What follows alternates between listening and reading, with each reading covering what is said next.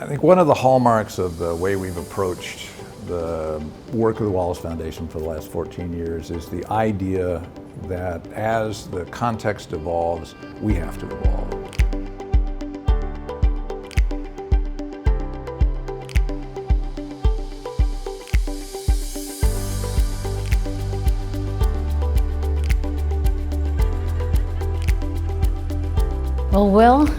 Well, really happy to be here in this gorgeous space at the Wallace Foundation. I would love for you to tell us what inspired the design of the office space. To answer that question fully, you kind of need to have seen the old space. You just didn't see people interacting across the office as much as we'd like to. So I was looking for a couple of things. One, the opportunity to design space that would encourage people to interact socially as well as professionally much more often.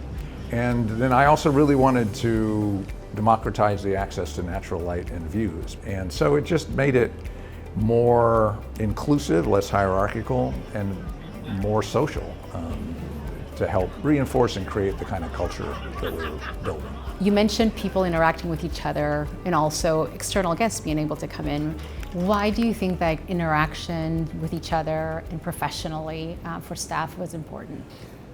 The way we conceive of strategy now, the three disciplines, as we call them, program, research, and communications, work together from the beginning to design the entire initiative. Collaboration is also at the core of the way we seek to work with the grantees, with the technical assistance providers, with the researchers, with all parties that help make our initiatives work. The effectiveness of a foundation like ours, which works at the national level, but works through very local specific circumstances in communities, is also entirely relationship dependent. It opens up opportunities to increase the impact of our work exponentially.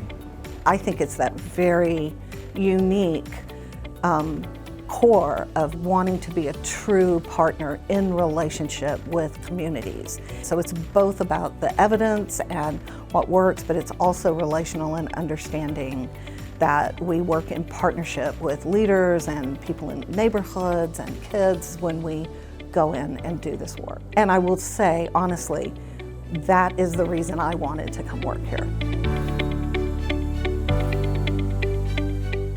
Finding common ground could be seen as challenging during the current times. How will the role of the foundation be even more important now? Since our mission is to serve all communities in fostering their ability to find a more vibrant and just future, we really always came back to the bedrock principle that we care about communities and children everywhere in the United States. A child or a community being served by an arts organization in Texas is no more important and no less important than one in California or in Iowa or South Carolina or Indiana or New York. We care about them all. The answer to increasing tension between parties, in my view, is not to choose sides, it's to keep talking to both as much as possible. Well, it's been great to spend time with you. It's one of our last conversations before you retire. What are some last reflections that you have for us and some words of wisdom for the future? Don't know about the wisdom, but I'll give it a shot.